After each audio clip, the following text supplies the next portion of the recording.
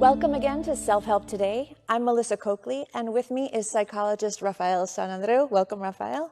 RAFAEL is the author of the best-selling book, Shake It Off. And you're here today to talk to us about being hyper-demanding, something that you say causes depression, anxiety, obsessiveness, and stress. And you also are offering us an explanation of 3 ways that people's own irrational demands can make them crazy. Is that right? Yes.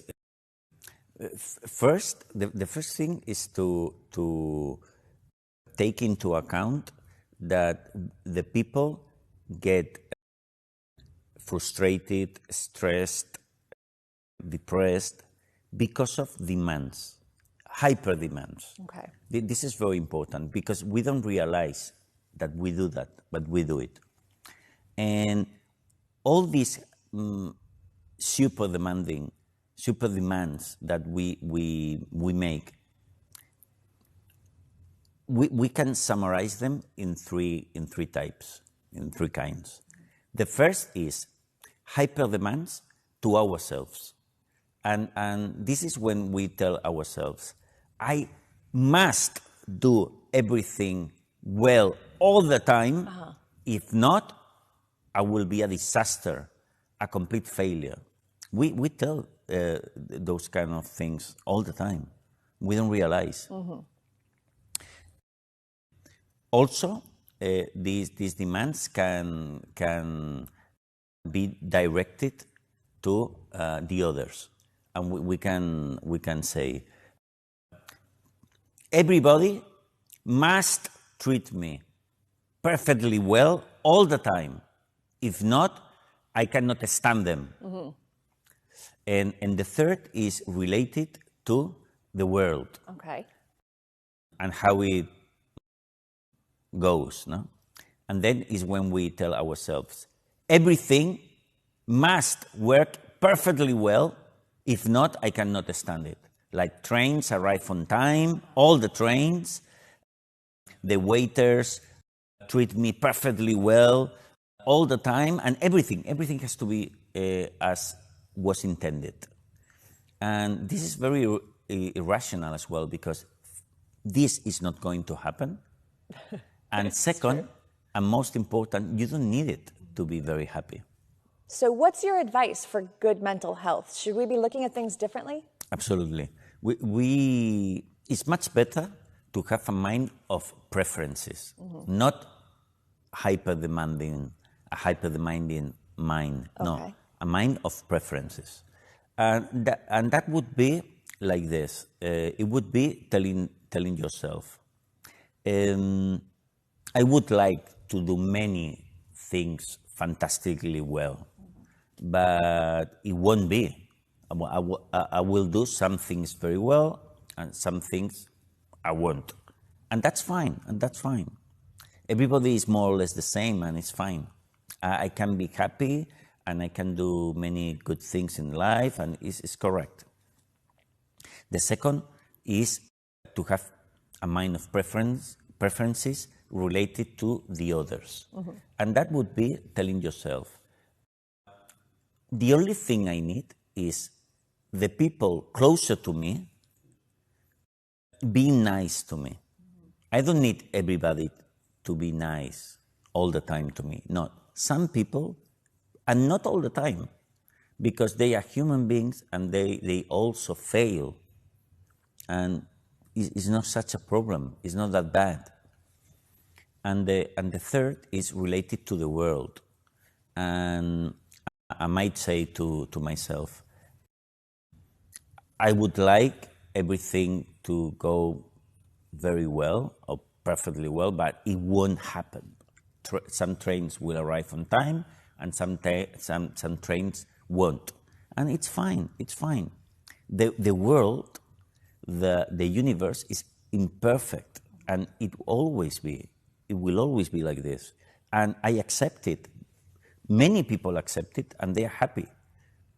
We already have many opportunities and ways to be happy and good. So it's enough. So the key to mental health is to have a mind of preferences, and not hyper demands. You talk about an exercise that I think is really interesting, where you compare our irrational demands of today with the demands of our grandparents in the not so recent past. How do they compare?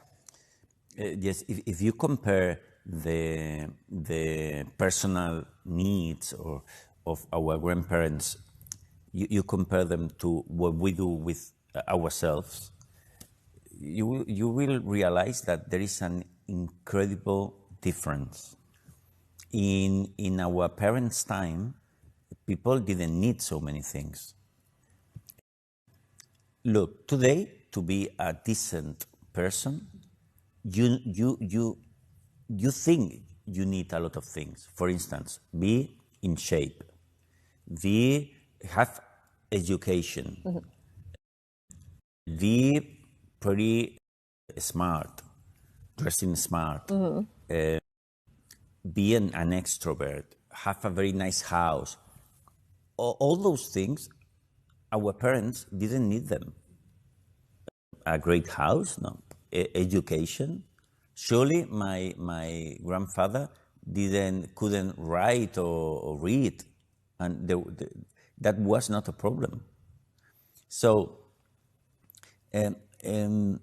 we think we need a lot of things, incredibly.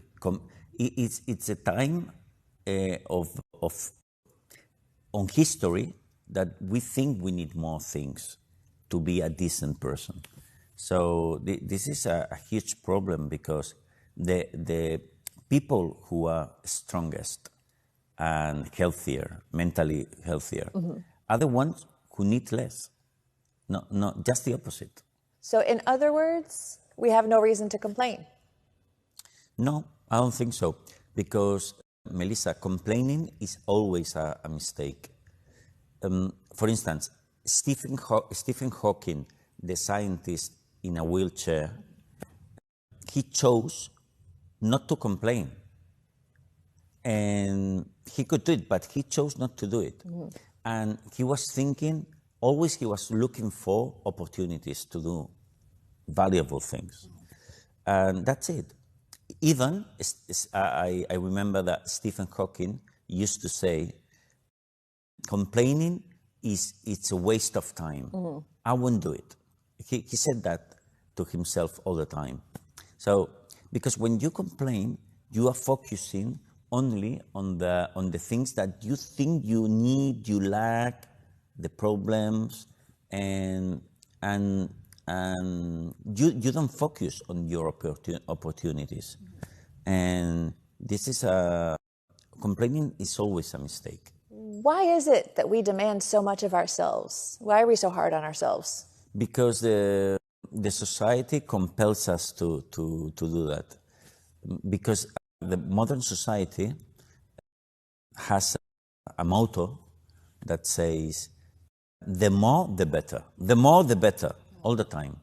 And this is a mistake, a huge mistake, because nature doesn't work like this. Nature works with other concepts, like equilibrium.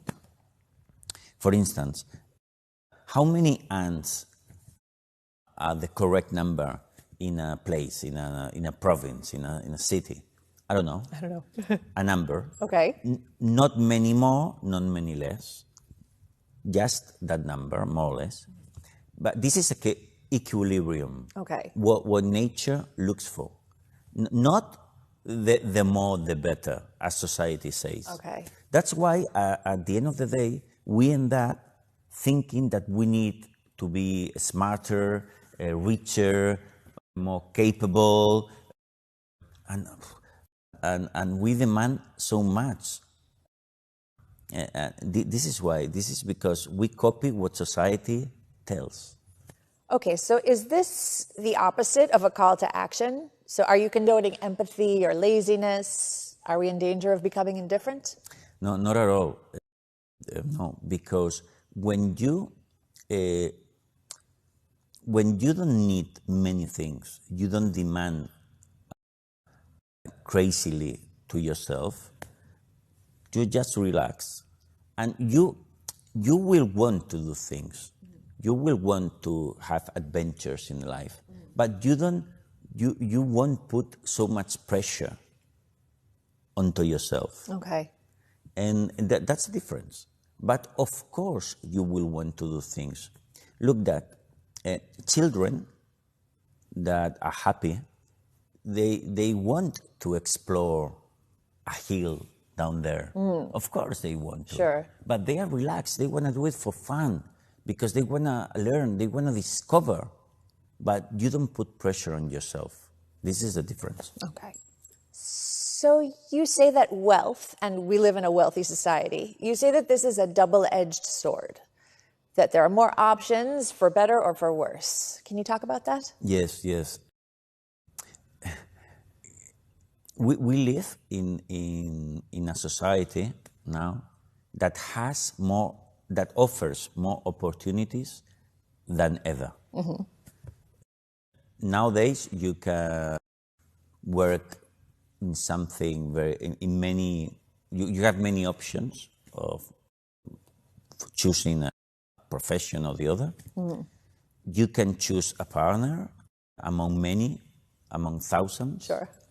And where to live, etc., so many things. Sure. Compared to our grandparents, we have many more opportunities, incredibly. And this is good on a side, but this is bad on the other. Why is bad? Because as human beings tend to convert possibilities or desires into absolute needs and obligations, we have this tendency. Sure. At the end of the day, what happens is that we end up with a lot of obligations, demands, needs. Mm-hmm. So societies that are less wealthy than us, they have problems, they don't have so many opportunities, but they are much happier. So you see that there is a trap down there. The opportunities can convert into a problem. Mm-hmm. And what we can do is work on our philosophy and don't stop this tendency to convert desires into obligations. So how can we put a stop to irrational demands in such a demanding world? Having a very good philosophy, in the sense that it's fantastic to have all these opportunities, but don't convert them into needs. So it's the same than saying that what you need is stop your mediatis. Mm-hmm. Don't need many things. For instance, you can tell yourself, I would like to become an actor in Hollywood. Mm-hmm. Okay, so I will study to become an actor. Okay. I will go to Los Angeles or whatever, and try to become an actor. Sure. If I don't get it, I will be happy anyhow, because I don't need it. I like it. It's my desire, but I don't need it. Okay. So you can make this differentiation only with a very good philosophy. Okay. So we desire things, but we don't need them crazily. Okay, so you just mentioned mediatis. Can you explain what that is? It's a very important concept. Mediatis is the belief that you need many, many things to be right, to be happy, to be decent. Mm-hmm. You need to have a very nice house, a very nice profession, to be smart, to be handsome, to have a lot of friends, to be an extrovert, and many things, millions of things. And if you fail in only one of those things, you're a failure. a complete disaster. This is mediatis. It's the worst thing you can do for yourself, mediatis. Why? Because if you need a lot of things, if you think you need a lot of things, you're making yourself unhappy very easily. Why? Because if you don't get all those things, you feel bad. And if you get them, as well, you feel bad. Why? Because there is tension in your life. Because what about if you lose some of those things that you need so much? Then you feel stressed out because of this. So the best thing in life is to need very few things. Okay. The strongest and happiest people on earth need very little. In fact, the only thing they need is water and food. That's it. So by the way, these irrational demands, you mentioned, Rafael, that there's an example of this in the ultra marathons that are becoming so popular these days. How so? Yes, because when I was young, I would say, I remember that the marathon was the biggest race possible, and nowadays it's not. It's nothing. People run 100, 200 kilometers on the mountains, and then after this they cycle and they swim, and everybody does this, and it's crazy. Once I was invited to a congress of rheumatologists in Spain, the National Congress of Rheumatologists in Spain.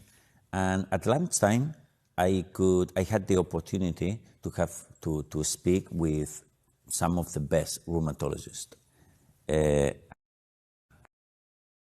one point, we spoke about these ultra marathons. Right. And I remember that one of the rheumatologists told me, Rafael, lately I receive many young people, 30 years old or the like, for instance, with a very strong knee injury. Okay. And I tell them, well, you have to stop doing sport for the rest of your life. And they are very surprised, and and they tell me, but how you can tell me this, doctor? If I'm very healthy, I do ultramarathons, I do a lot of sport. He told me that he then replies, that's why you are that bad, because you do all this excessive sport. Sure. But this is a perfect example of what happens nowadays, that our society demands so much on everybody, and we believe this. And then we are capable of making these crazy efforts. Sure. That are unhealthy. Okay, that's a good point. So what we're talking about here, what you discuss in your books and what you're explaining today, is called cognitive psychology. Cognitive psychology is the kind of therapy that I practice. It's based on the idea that the emotions, we provoke our emotions through our thinking, always, through our thoughts. That if we have an irrational thinking, we provoke ourselves irrational emotions, very strong negative emotions. And then we work on this, on having the best philosophy and the best inner dialogue.